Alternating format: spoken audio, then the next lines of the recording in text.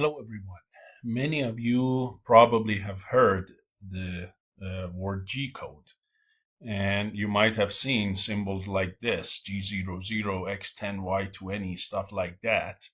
So, these are the things that this is basically the language for computer numeric control machines or CNC machines. And it's also used in 3D printers and so on, in laser cutting. So we want to know exactly how a G code is created and how it is interpreted.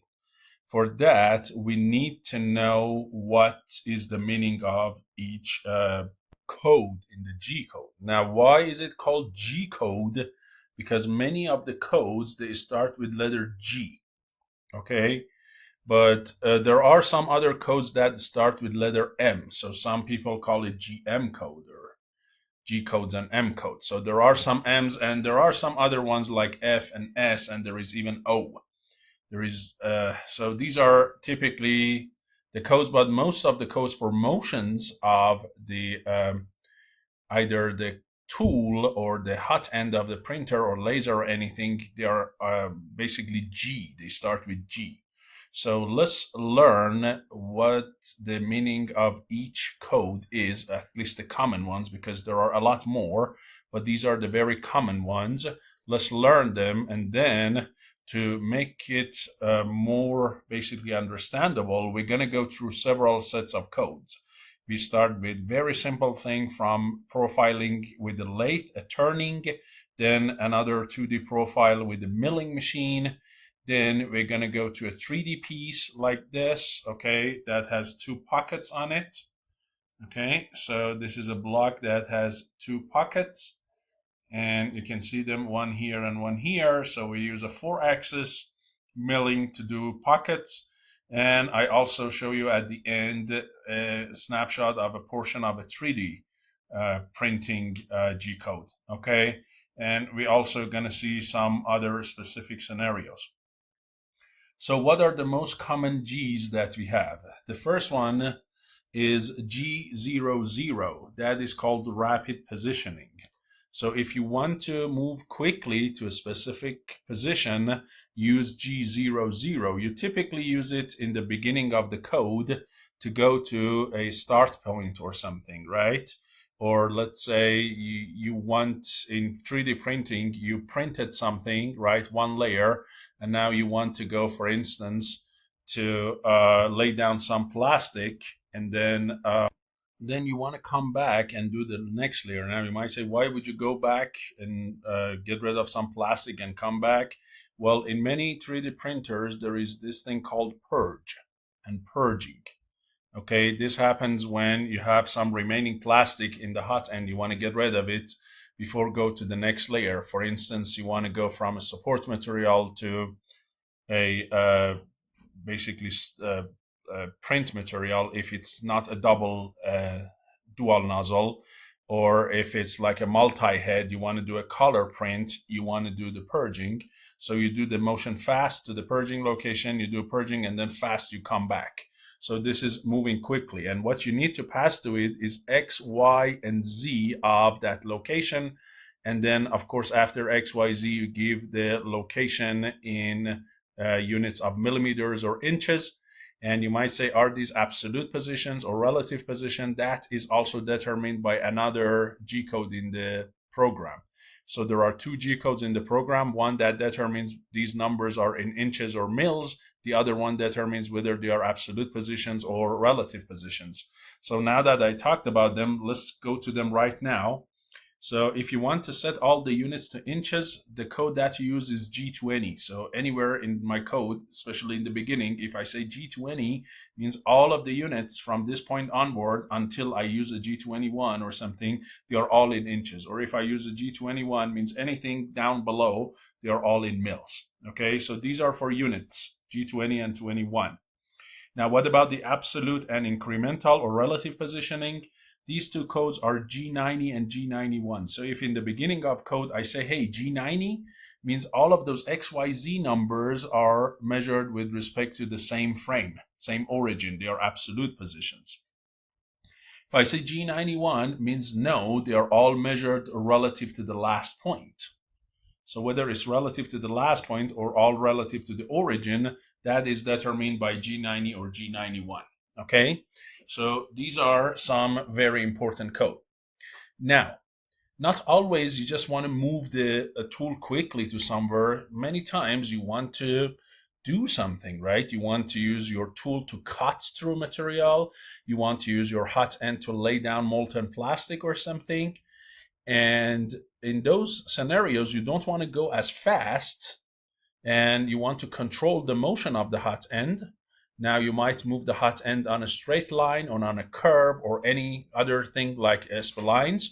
So for those, there are other types of G code that is available. If you want to go on a straight line, the code that you use is G1, G01.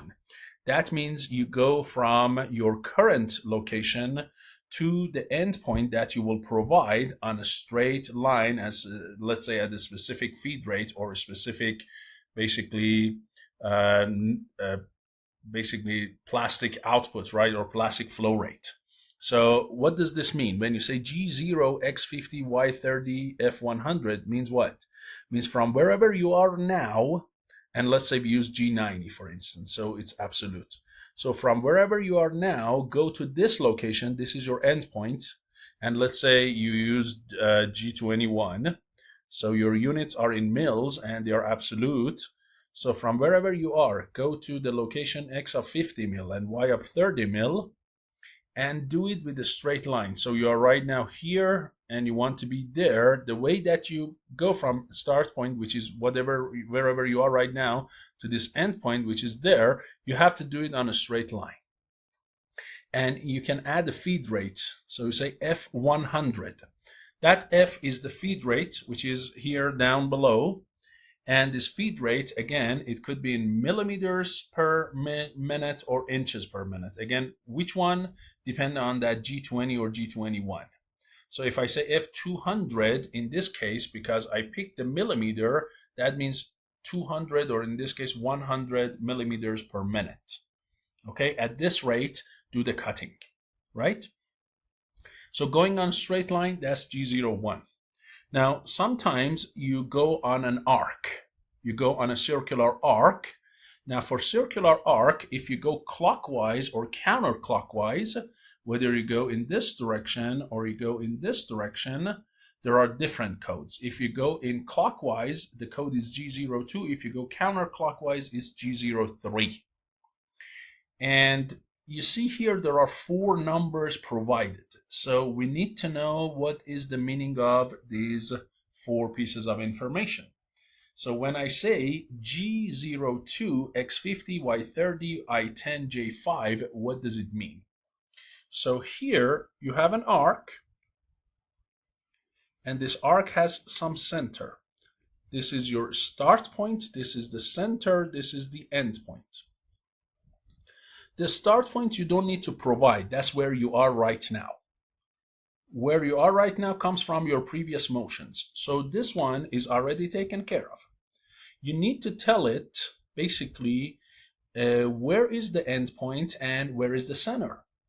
So the first 2 pieces of information that you provide are actually the end point. Look here, when you say X50, Y30, that exactly is the location of the endpoint. Okay, so this guy is at point 50 and 30 with respect to the origin. Good. I10, J5, what does that mean? Means the offset that my start point has with respect to the center, these are those offsets. So here, I means increment in the X direction. It is 10. So my S is 10 units away from the center and also 5 units. Now, in this case, this is below it. So in this case, it should really be like -5 or something. But if I say 5, that means the center was already below the start point. If it's above it like this, then I have to use a -5 here. So I and J, whatever number comes after I here and whatever number comes after J here, these are the offsets of the center of the start point with respect to what? The center. So using those two numbers, you can determine where the center is. And once you have the center, you know where you are and you know where you want to go. You can have the tool to follow the arc in this case, let's say clockwise, or it could be, for instance, that the center is here, the endpoint is here, and in this case, sorry, counterclockwise. And in this case, for instance, what? You go clockwise. Okay, so you need to provide the offset from start point to the center and the location of the endpoint, which here you can see I have provided for you. If we go down in my notes, I say when you do that in the G02, I say x50, y30, this is the endpoint, and these are the offset from start to the center. Okay, so this is for moving on an arc. Now, let's take a look at a couple of examples here before we move any further down the list. Let's look at a couple of examples here for simple milling and simple turning, simple profile turning and milling. Let's practice on these and then we can move on. So what do we have? In here, the part is axisymmetric with respect to the z-axis. This is a lathe machine where z is the direction that your cutting tool is approaching the part. This is my part here. And x is basically the radial direction. So the origin is at the very center and the tip of the part. And then you have a bunch of linear profiles from this point to P1, 2, 3, 4, and you have different depth and or different length and different diameters that you have, and you want to cut this profile with a lathe. Okay, so first thing you need is to tell it how fast to turn the spindle. Okay, so you need to tell it how fast to turn. Here you see it says S500.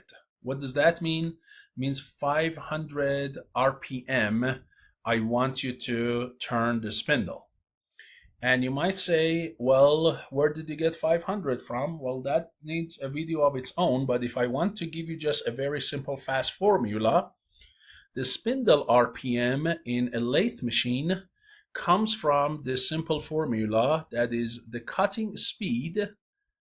Okay, this is the speed surface feet per minute. So this is the cutting speed of feet per minute. This speed depends on the material. For different types of material, there are different recommended cutting speeds. Multiply by 12 because you go from inches and feet, and then pi. Here you're talking about a diameter, pi times tool diameter. That is like basically the circumference of your tool.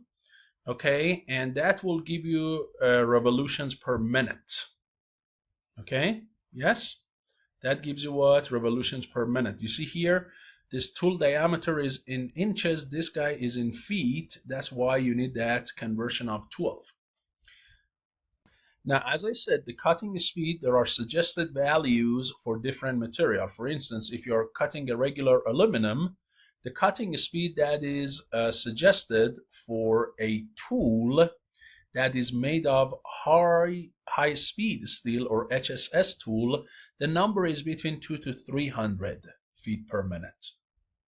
But if you are using a carbide tool, which is quite a bit harder, you can cut faster with 800 to 1200 SFM.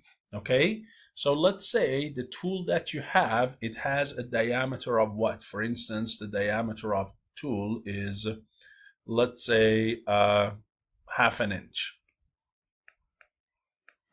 So you plug it right here, and let's say you are using, for instance, a high-speed steel tool. So you go with 200, then the spindle speed is going to be 200 times 12 divided by pi times. So 0.5, and you will get 1528 RPM. Now here you see this is like a third of that. That's probably because the cutting speed is like 1/3 of 200. Maybe you're cutting something like stainless steel, so you use something like 60, 70 or something, right? Then you would get something like 500. Okay, so that's the first thing, is the spindle speed is 500 RPM. Now, which direction does this spindle spin? Is that going to spin clockwise or counterclockwise? In this case, you see, it's kind of going counterclockwise, but in this case, it's clockwise. So I have to change the direction of that. And you might say, well, how do I determine that? In the G code, that's this next piece, M03. M03 is telling it to go clockwise, right? And that's what you can see here. If you want the spindle to go counterclockwise, then use M04. Okay, and all you need to pass to it is the spindle speed. So that's all you need is to control what? To control the spindle speed and the direction of it. Okay, so we turn on the spindle. Let's say we want to cut, for instance, in this case, a stainless steel or something. Then what? Then first thing I do, I go very fast to X0 and Z0 with G00. So I bring my tool very fast to here. Okay, I bring my tool to here to start cutting. Now, how does machine know X0 and Z0 or Y0? That is your initial setup. When initially you put the machine at location 000, right? You set the what we call the workpiece origin or workpiece center. So that is what you initially set up. Machine has its own origin, but workpiece has its own origin. So you set up the origin of the workpiece. That will determine X0 and Z0. So first you bring it in, then you say what? Now I want you to go on a line from wherever you are, which is origin. In the X direction, I want you to go 25 with a feed rate of 0.3. Okay, and this unit, again, that depends on your standard here. So whether it was G20 or G21, remember? So whether the units is in inches, they were in inches or mils, and also whether you use G90 or G91. So in this case, we are actually, before this, we are going to go with G90 because the system is in absolute. And these guys are not really clear what they are, but let's say they are all in inches, okay? So if they are all in inches, as you remember, we have to use G20. So here we had to use G20 and G91 before these lines start. So we know all of these dimensions are in inches and they are absolute system. Okay, so now that you are there, what would you do? And the spindle is spinning. From wherever you are, which remember you started here, from this origin in the X direction, you go to 25 on a straight line. So X is radial direction and X of 25 is right here. So from this point to that point, you do a straight line. What is that in a milling machine? That's right, that's facing. You are doing a facing of the part at Z0. That is exactly what you're doing. Once you face the part at origin, now it is time to cut this profile. How do you do that? Well, from wherever you are, you want to move in the Z direction for 7.5, but in the negative direction. So you say, hey, G01, go on a straight line in the Z for negative 7.5, means straight cut to P1. Now that you are here at P1, you want to go to P2. When you want to go to P2, you go on a straight line, but this time you have to go to the location for which X is 40 and Z is 15, but negative 15. So look, you say G01 to X40 and Z negative 15. So you go to P2. Then from P2 to P3, all you need is to go to the location where Z is negative 30, negative 25, I'm sorry. This part, I read the wrong number. And then from here again, change it to now z negative 35 and x of what? 60. So it goes to P4. And then finally, once the profile is cut, move the tool away from the part. So very fast, go to X200 and Z100, right? So go to Z100 and X200. That means bring your tool all the way here. Get it out of the part, away from the part. Okay, so you see, with some simple code, we can do a simple profile turning here with the G code. Okay? Now, let's go one level up. So let's say we are doing a milling profile of a pocket or something, and we just want to look at one pass. So we don't want to go down in the Z direction. We only want to change X and Y here. You know, in the milling, Z is the direction that is vertical, the direction of the tool going down. X and Y are the initial plane that you set your part. So now here we want to do this profile that you can see. It has arcs, quarter arcs, and it has straight lines, and it has this portion of the arc, and we want to cut that with a tool. So let's see if we want to do that, what kind of G code is it that we need. First thing is, again, X0, Y0, Z0 are set by the initial setup. First thing we do, we say G90. What does it mean? It means system is absolute. And again, the units are not given here really. So it could be G20 or 21, but that's not really important here. What we want to see is the motion. So first, we fast bring the tool to location X -1 and Y -1, which is this point here. That is not on the part. We move it to point S. Now, the way we want to cut is go from S to A, B, C, and follow and come back. So we want to go in a kind of clockwise pattern. So how do I go from S to A? I say G01, go on a straight line to the point X0 and Y0 with a feed rate of 7.5. So start cutting and go to A. From A to B, as you know, is a straight line, and all you need at B is this height. X of it is 0, so you just need to go up by this height at B. And where is Y of B? Well, here you have to do some calculations to do it, because this is not a half circle. You see the center is not aligned with BD. And here the calculation is done. The Y of point B is 2.134. So you say, hey, go to what? Go to this point. Go to Y 2.0, 2.134. Okay. And of course, you really have to provide the G01 here as well to it. So it's kind of not a fully functional G code, right? Because you have to tell it what kind of motion is it that you want. So let me add that.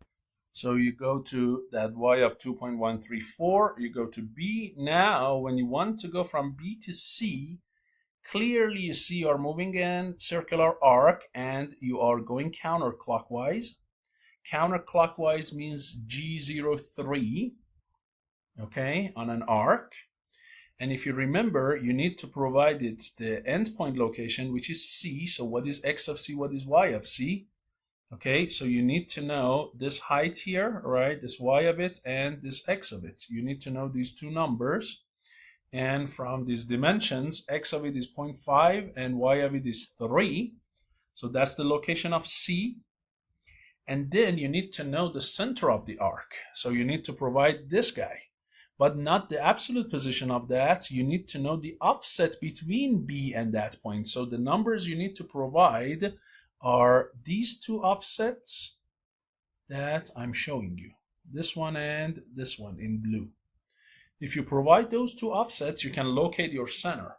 So what are those? If you look in the I, and I means the X direction, is -0.5. So you see the center is behind B. So it is -0.5 and it's above B by how much? By 0.866.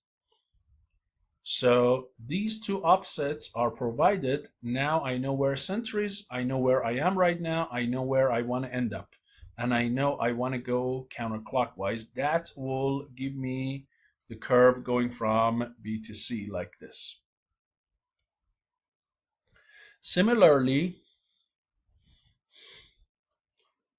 once you want to go from C to D, and I think there is a typo again here. It should be G03, not G01. Because from C to D is also an arc. So I fixed it. So now you need to provide the location of D point, which has X of 0 and Y here, which is 3.866. And then say, where is the center? This time you are at C. You want to know where the center is. The only offset you have is in the X direction. There is no Y offset. That's why your J is 0. But your X offset, this distance from here to here, that is a -1 because the center is on your left. So this will take you from C to what? From C to D.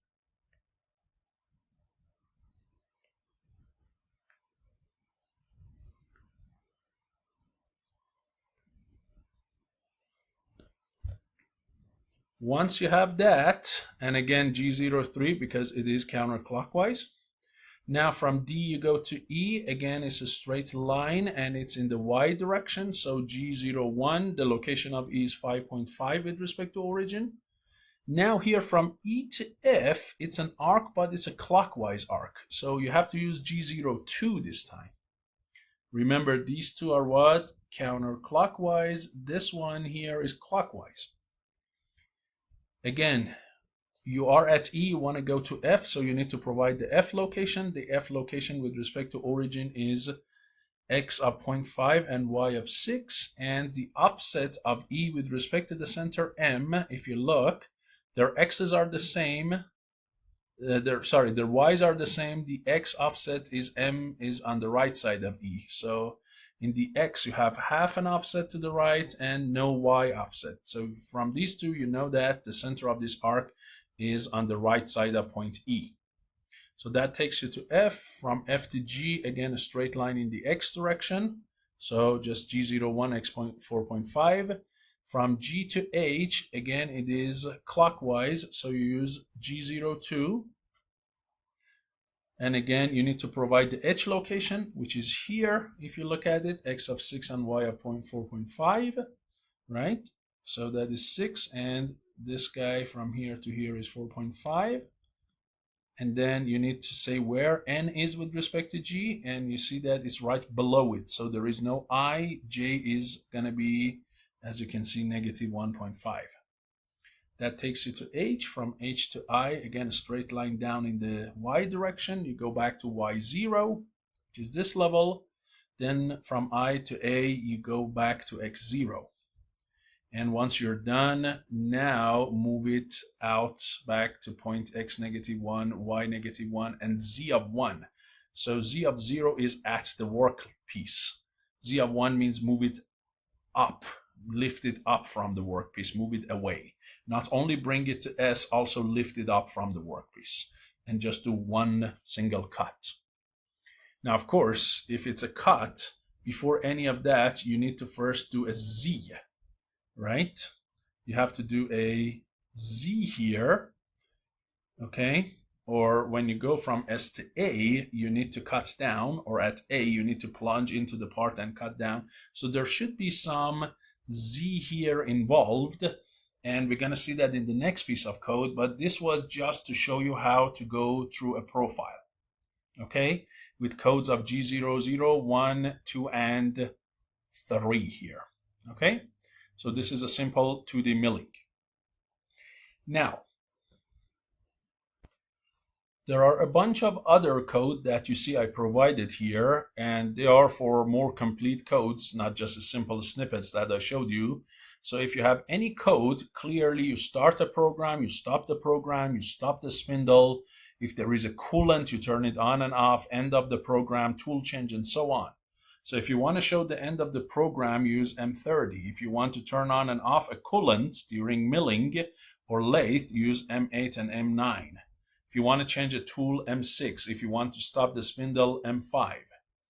If you have an optional stop M1, if the program is to stop momentarily, it's M00. M30 is end of the program. Okay? If you want to compensate for the tool dimensions, like the radius of it or the height of it, then you have to have other things, right? Because you know a tool has dimensions and you have to compensate for it if you want to get the right dimensions.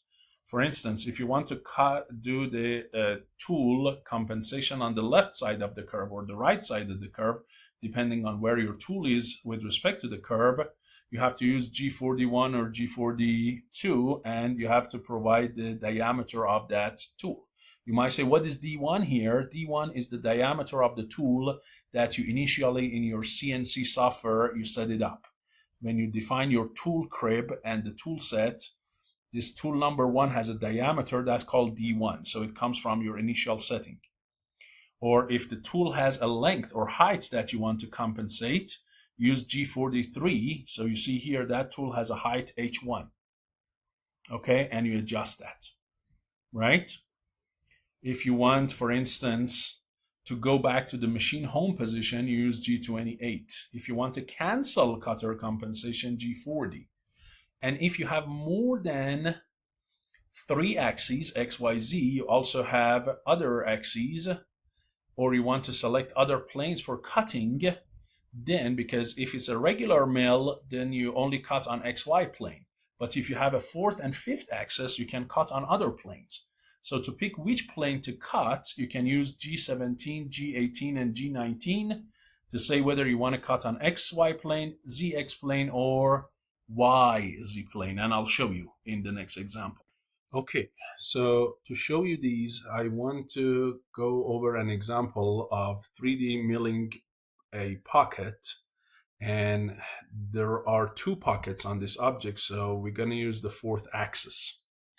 So the object is this simple cube that you can see with dimensions of 80, 80, and 4D.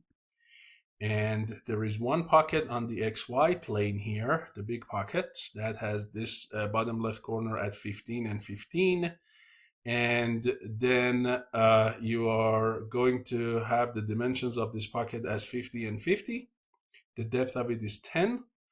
This is on the XY plane, and then on the XZ plane, we have another pocket where this corner of it is 10 and 10 offset, and the dimensions of the pocket is 20 by 60, and the depth of it is 5 units. So we're going to do these 2 pockets on these 2 faces. So we need the 4-axis milling machine, and we want to see how we are going to do that. Okay, so what else we have to add to the G code to make it happen? So if you have a 4 or 5-axis milling machine, these axes are defined by A, B, and C typically, where A is basically the rotation about the x-axis, B is the y-axis, and C is the z-axis. Okay? So A is typically the 4th axis, and then the 5th axis, axis number 5, can be typically used B and C for it.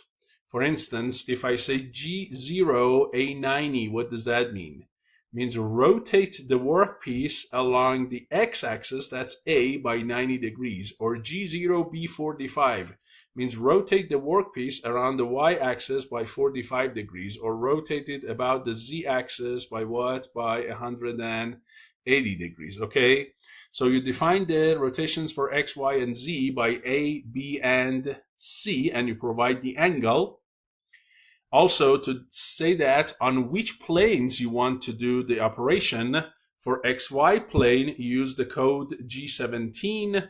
For YXZ plane, use G18. And for YZ plane, use what? G19. Typically, the default plane, the one that you start with, is your XY plane, where Z is your depth.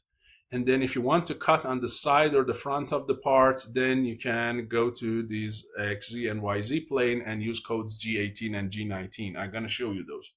Okay? So we're going to see all of those. And then there is O that I'm going to talk about. So here is the G code for it.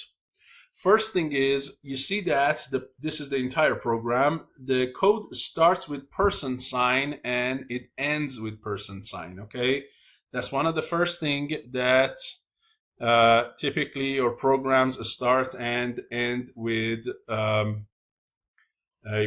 $sign. Okay, so that is the first thing. The second thing is, in front of many of these lines of code, there are comments, there are explanations. For instance, it says G21 and then you see set units to mil. This is a comment. This is not what the CNC machine cares about. Now, how do we add a comment to a G code? We either put it in parentheses. Okay, that's one way to do it.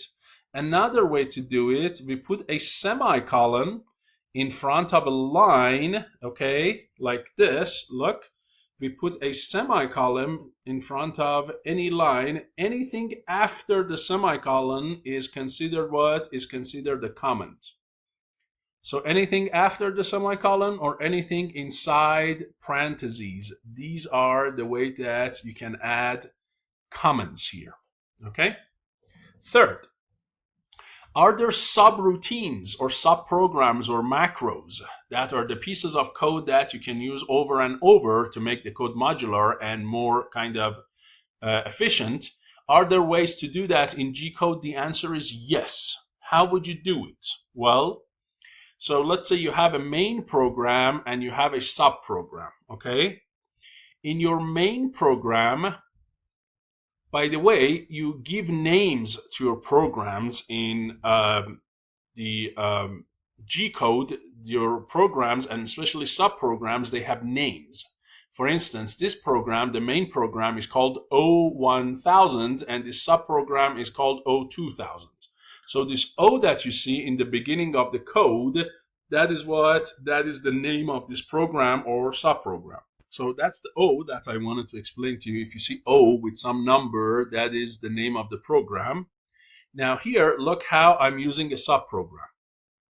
So first thing is, in order to define a subprogram, or a main in this case, we use O and 4 numbers, which you can see here. Good? That's one thing. 2, if I want to call a subprogram, the M code for it is M98. Anything that comes after M98 is referring to the subprogram. So whenever you see M98, means the rest of it I'm calling a subprogram. Okay, and if I want to finish the subprogram and go back to the main program, at the end of the subprogram, I have to use M99, which you can see here. Good. Now, where would you put a subprogram within the main program? Subprograms are typically put at what? At the end of the main program. So you put your subprograms at the end of the main program, and then the main program can call them with M98, and then at the end of them, they start with O, they end with M99, so the control goes back to the main program. So look at this simple part here. Let me explain what is going on here. So what is it doing here? So this main program O1000 is using this O2000 as a sub. How? So first, you see, you're doing some stuff here, right? You're basically doing the absolute positioning and units and so on.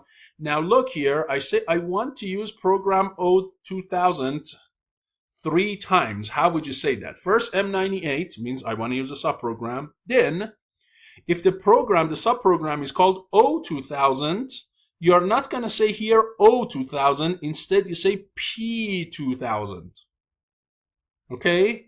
So the only difference between these two is the letter O and P. O is where the subprogram starts. P means program 2000. This number is what matters. So go to the 2000 program and then L3, do it in a loop 3 times. So if you want to repeat it 10 times, you say L10. Okay, so you can repeat the subprogram as many times as you want, and you use this P and O and the number. And of course, M30 to end the total program. Okay, that's the end of a program. Use M30. That's one of the other things that you have. Now in this subprogram, what would you do? You go do a line and then another line. That's all you do, and then you go back to the main program. So here you need to do these two lines, these two cuttings at feed rate of 500, which goes from current position to point 50 and 50, and then back from there to the origin. You do that, you need to do it 3 times. That's why you write your program like this. Okay, so this is how you do subprograms in a G code, and where you put them, how you call them, how you define them, and how to return back to the main program. So that is this O1000. Now, naming convention for these O's is kind of like this. If it's a standard 3-axis milling, we typically use O1000 to 1999. If we want to do 4-axis, we typically do from 2000 to 299, and then 3000 and 4000 for different, basically, axes. Okay, but this is the standard that many of the G-code software are using for naming their subprograms, but it's not like mandatory necessarily, but many of them are using stuff like that. So what are we doing here? If you look at the code, I call this subprogram that is doing this for me. Let's say I want to create this pocket back and back a ton of times, right? So this is called O1000. You go to it. First, you set your units to mils. Then, look, you say G17. Remember, G17 means what? Means stay on the XY plane. So first, go on the XY plane. And, of course, you can guess time to do this pocket. So set the part on XY plane, no rotation. Make sure your units are absolute. First thing you do, move the tool away from the workplace. So here is Z of 0. Move it 10 units, let's say in this case 10 mils above. So your tool that is cutting is going to be 10 units above the surface. First, start above the part. Then what? Go ahead and pick tool T1. M6 means what? If we go back and look at this table, M6, look, is a command for tool change. So I want to pick a tool called T1, where what is T1?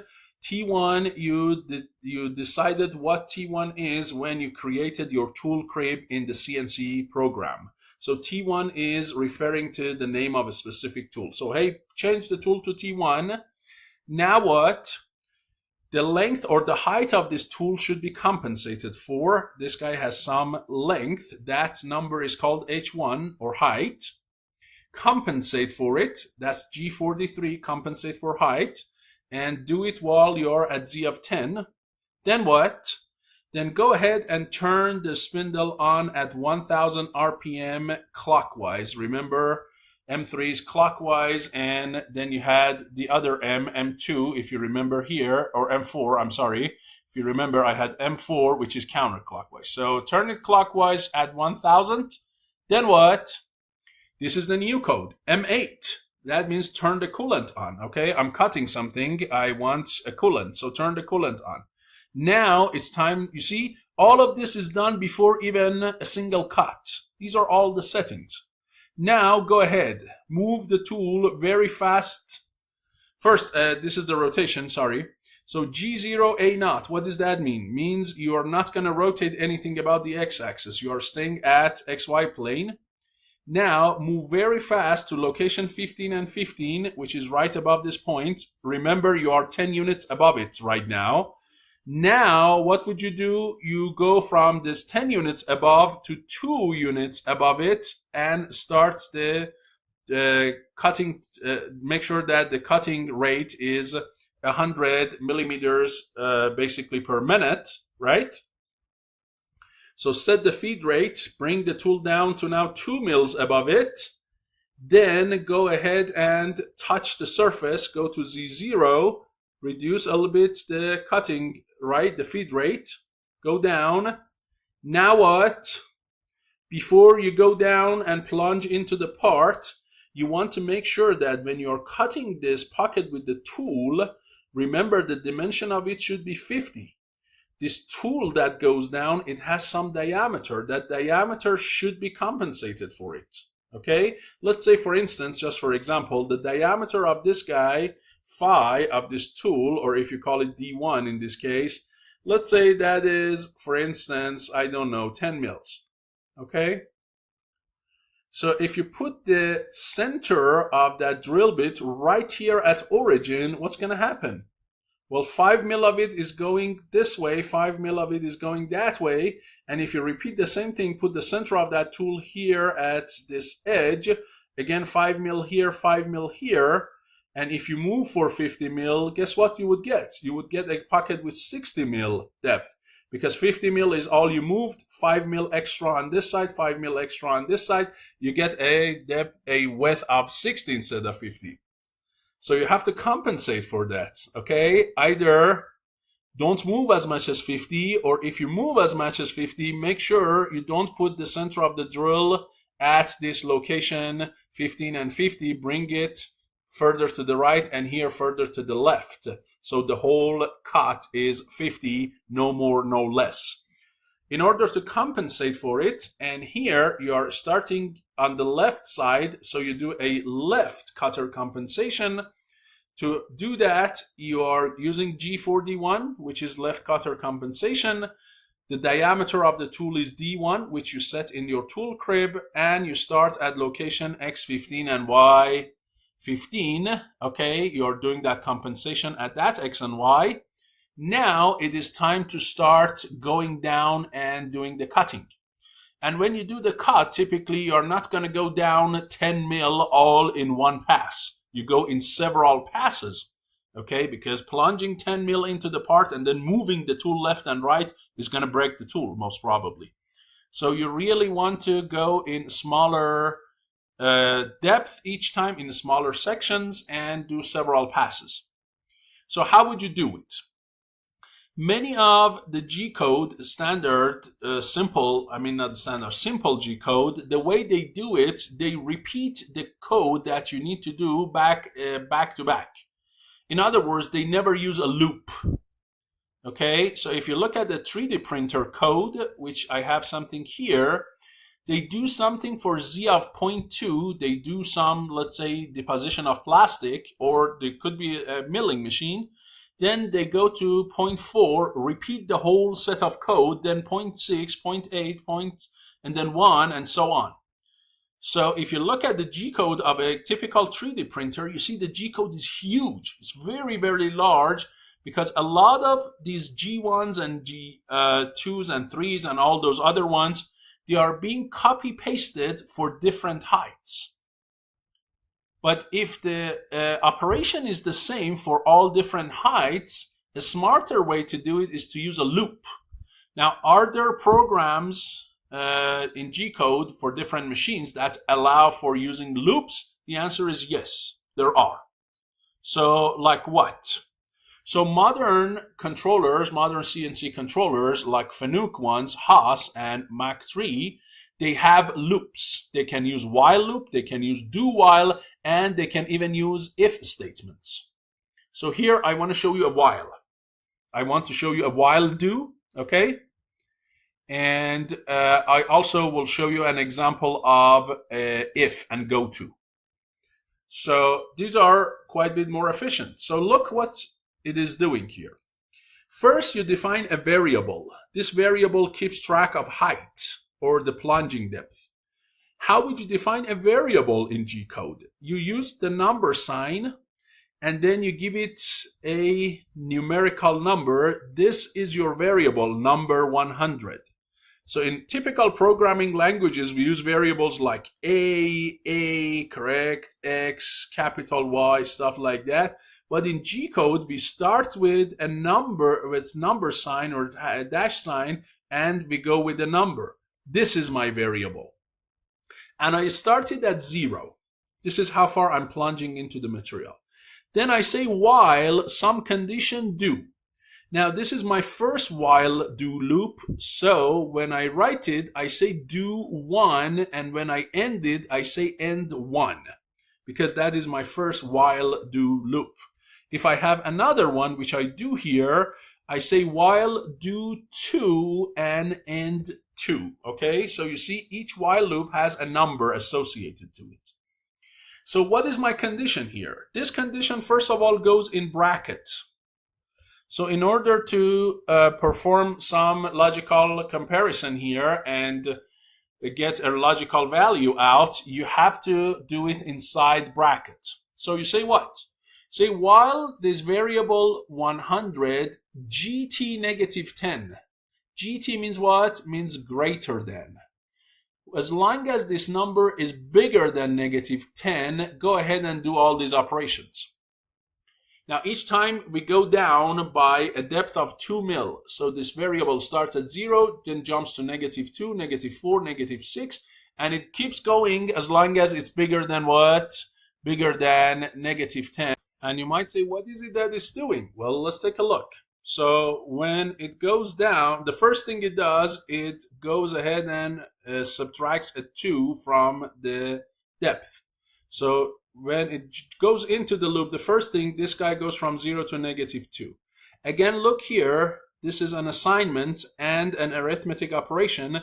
The arithmetic operation part is performed inside brackets. So that's the important thing. When you're doing a arithmetic or a logical operation, they should be operated inside brackets. Otherwise, the program could be confused.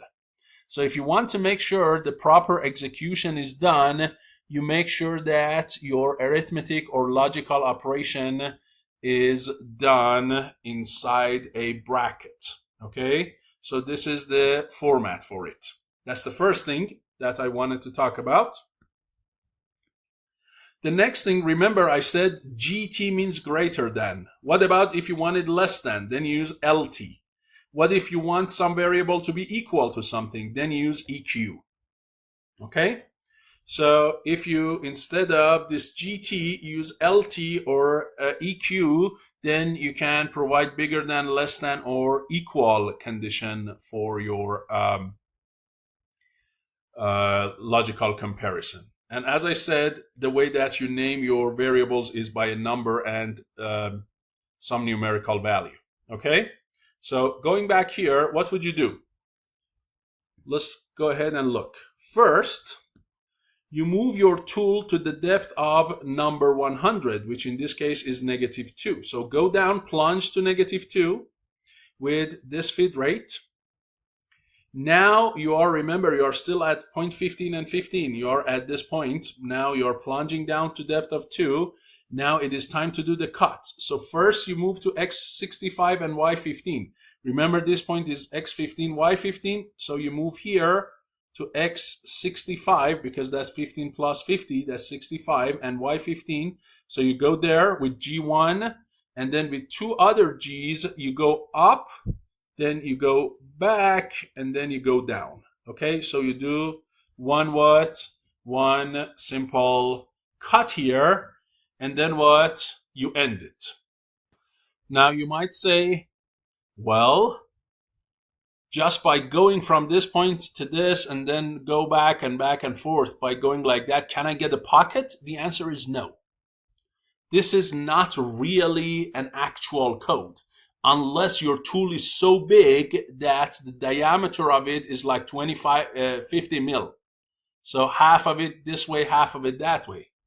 Okay, and a tool with diameter of 50 mil is not something you can typically find. Okay, 5 centimeters, that's a huge tool. So what you really need to do, and you see in machines, is they basically keep going. Okay, they keep going and they make it smaller and smaller until they cut it. Or they might go, depending on the direction, so they might go with that kind of a spiral that I showed you, right? So now they come here and repeat that. So that's one way to do it. Or sometimes they don't go with like that. They basically do it differently. So they start at some point and then they move in different ways, right? So they start here, they go up, and then they go down and up and down and up and down. So that is basically, that depends on how your CNC program decides to create the pocket. So it's not really as simple as this. There are a lot more lines to just get that one level depth of the cuts done. You need a lot more code. It's just to show you an idea of how it should operate. But again, this portion of the code, this part here, it has to be significantly expanded in order to get the cut that you want. Now that that cut is done for the first height of z of -2, now the loop repeats. -2 is bigger than -10, so go back, make it -4, repeat the whole thing, go to -6, 8, 10, repeat. Now when it becomes -10 and all the operation is done, you go back, and it becomes -12. -12 is not bigger than -10, so it is going to stop there and it's not going to go further down. Okay, so that will do the cut for you. Then what? Then you want to move to the next basically pocket. So first you can cancel your cutter compensation with G40. Retract your tool. Now it's time to rotate the workpiece about the x-axis by 90 degrees to go to this XZ plane and then start doing this cut. So how do we do it? First we say G0, but this time we say A90. Rotate about x-axis by 90 degrees. Okay? Then go what? Then go ahead and go to location X of 10 and Z of 10. And then go down to Y of 2. I found there was a typo here. It says Y of -2, but that should be Y of 2. You should be above the part, right? Let's take a look here. So you should be above this surface, right? When you are on XZ, your Y determines your height. So go above it first. Then gently go down to touch the surface, and then go ahead and again enable the left cutter compensation. Now your location is X of 10 and Z of 10. Define a variable for Y depth, and this guy, call it variable 101, and reduce that each time by -1. So you go down by a depth of 1 and keep going until you reach a depth of what? A depth of 5 here, which is what you can see. And you do it again with a while loop, which does similar act. Again, remember that this portion here has to be expanded with a lot of zigzag or spiral motions to get all the pockets cut. When that while is done, you cancel the cutter compensation. You retract the tool, you go to the safe height, you turn off the coolant, and finally what? End the program, and of course the person sign. Okay, so you see, again, this is not really the entire program, but it is telling you what has to be done. A few other things that we need to talk about. One is, I said there could be ifs and go-tos in advanced programs. So go-to basically means go to a specific line number, and if is a conditional. So one thing you might see in a G code is if number 100 equals 5, then go to line 50. Right? So it checks this variable 100. If it's equal to 5, then the execution of the code goes back to line 50, and each one of these lines, they have a number. So if this line is number 50, then the control will go back here, and basically you can create a cycle with goto. Now, you know, many of professional programmers hate goto, and they try not to use goto. They rather use loops and subroutines and so on. But there is goto in some of the G code as well, and this is if. You see, if some condition in brackets, then goto, or then do anything else. Then do a G1, then do a G2, G3, whatever you want. So this is a conditional and if. Good. One more thing I want to talk about is, you might say, well, I have seen that if the curve is an arc, I can use G2 and G3. If it's a line, I can use G1. What if what I want to cut is not straight and it's not an arc, a circular arc? How can I cut that? For instance, let's say I want to cut this profile, but a portion of this profile is not an arc. Let's say that part is not an arc, a circular arc. It might be a spline like this. Okay, or it might be an elliptic curve or a sine curve or anything like that. How would you specify this kind of thing that are not line and not circular arc? How would you specify them in a G code so it can cut more advanced profiles? The answer is what? The answer is there are different ways. The simplest way that it can be done is by a bunch of lines. That is the small line segment. That is the easiest way. Say, hey, I break that curve into a bunch of small line segments and I'm gonna cut it that way. So for instance, in here, instead of me doing this, I'm gonna define a bunch of points on these, and I do it with what? With a bunch of lines. So I do line approximation, small line segments, I approximate this.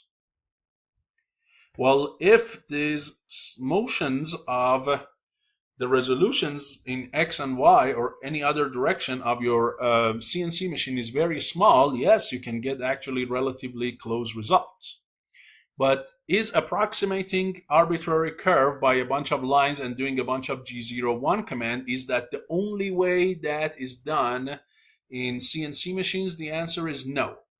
Modern CNC machines and controllers, they can have splines in them, okay? So they can do polynomial interpolations and splines, and they can do what we call non-uniform rational B spline or NURBS, okay? Machines like Siemens and Haas, they have NURBS options or Heidenhain, okay? This kind of mostly German machines, I would say, they have advanced options for NURBS and polynomial interpolations. For instance, in a Siemens machine, you might see a line like this: G7 X10Y10Z0 I20 J30 K0 R1. You might say, oh, what is that? This means here it is using a NURBS B spline. G7 is indicating that, okay? If you go back and look at your original table, right, there is no G7 here. So G7 is preserved for that kind of motion. That's a new command. Okay, what does it do? Well, right now you are in a specific point. First thing you pass to it is the location of the endpoint of that spline. Okay? This is where you are. This is what you want to be. And then you say that there is a control point somewhere in the middle to define a spline. This control point, from the start point, it has some increments I, J, K. So you're saying from this point, this control point, you have to go 20 mils in the X direction, 30 mils in the Y, 0 in the Z direction. You get to the control point. That's where the control point is. So you define the control points, and you can define a B spline between these 3 points. And to define the B spline, you might say, would these 3 points all get the same weight or they get different weights? That is determined by the last parameter R.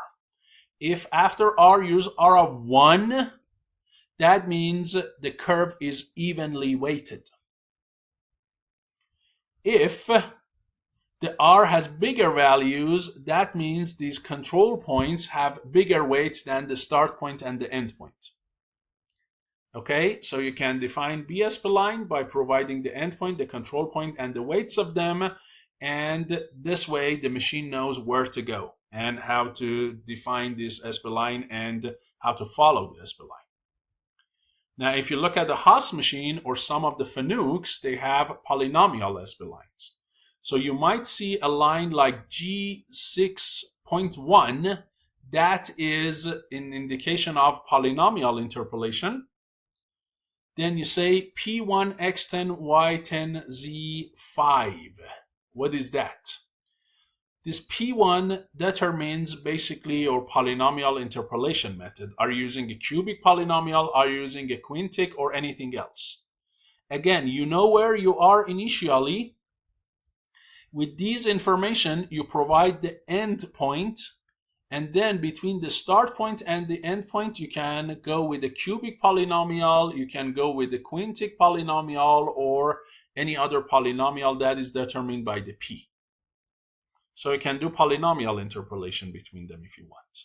You don't need a control point in between, you just need the order of the polynomial. Good? Or, as I said, you can approximate with small lines, and there are some other controllers that also allow for Bezier curves.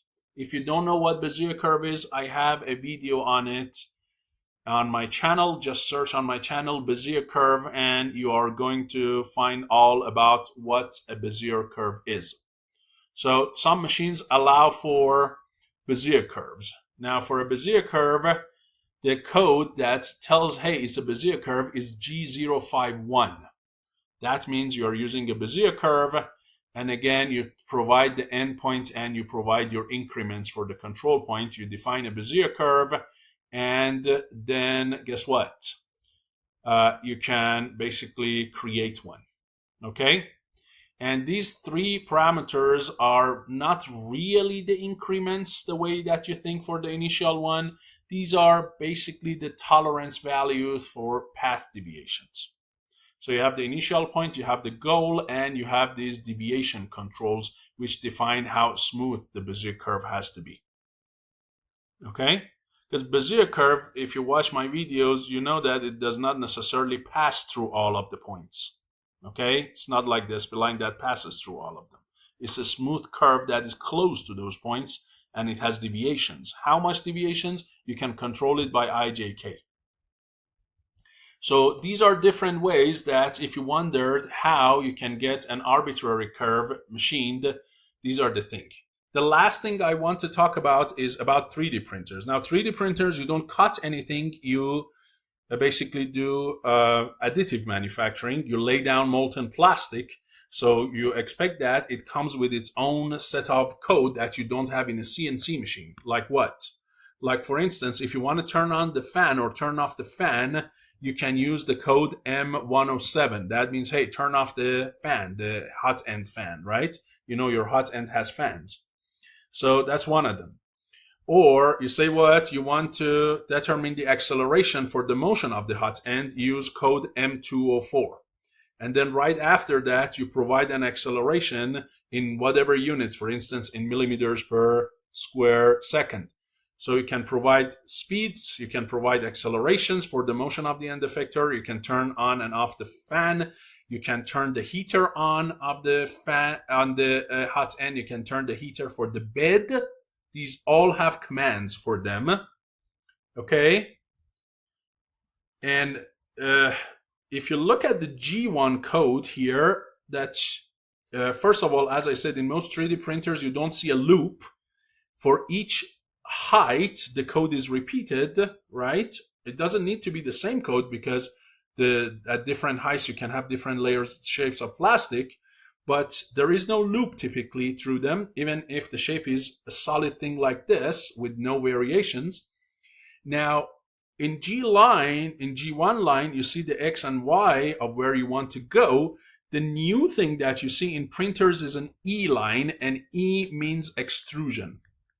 So you are telling it the amount of extrusion, which could be in millimeters or in per second, or the millimeters cubed.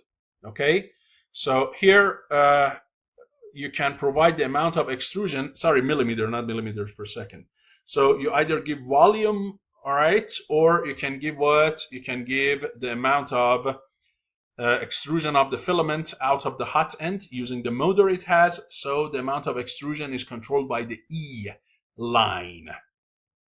If you want to show something to the user, like on the display, you want to say, hey, 30% of the print time is left or 70% is done.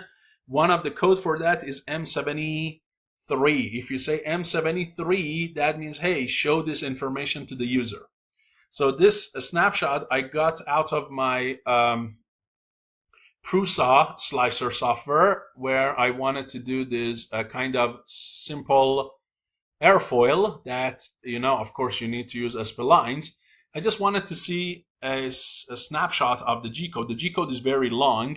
I went and picked this portion to show you. But if you want to know more about what kind of M code or G code are extra for 3D printers, here I provided a table for you. So if you want to set up the extruder temperature, use the code M104. So if you say M104 S200, means set the hot end to 200 Celsius. Okay? If you want to set it and wait until it reaches a desired value, there is a separate one. If you want to turn on the cooling fan or off, use M106 and M107. For the heated bed temperature, use M140. So M140 S60. Hey, set my bed at 60 degrees. If you want to wait, there is a separate one. If you want to set the maximum feed rate or the maximum acceleration, there are codes for that. For printing acceleration, I just showed you. If you want to set jerks or maximum speed, there is code for that. If you want to set the print speed factor, you can do that. So let's say you want to print at 120% of the maximum or normal speed. You say, hey, M220, S120. Most of the time you do it manually, but if you want, you can add it to the G code. You can set the flow rate factor. So if you want to extrude more or less, you can do that. This is that M73 that I told you, if you want to show the progress to the user. Okay. If you want to if you want to set up the steps, because remember that your printers work with the stepper motors, you can do that. If you want to do homing of all axes, you simply run the command G28. If you want to, let's say, dwell somewhere and not move and not do anything, use G4. By the way, this G4 also can be used for CNC machines. G1 is also the same between CNCs and printers. If you want to do tool offset, you can do that. If you want to restore tool offset, you can do that. And there are a lot more. These are some just common G code lines, or mostly M code lines, I would say. Some G, mostly M's, that are used for 3D printers. And if you want to discuss all of them, it takes a full video. And this video is already very long. So I'm going to stop it right here. Hopefully with these several examples and these tables, you learned some basics about G code interpretation. Thank you so much. I'll see you in the next video.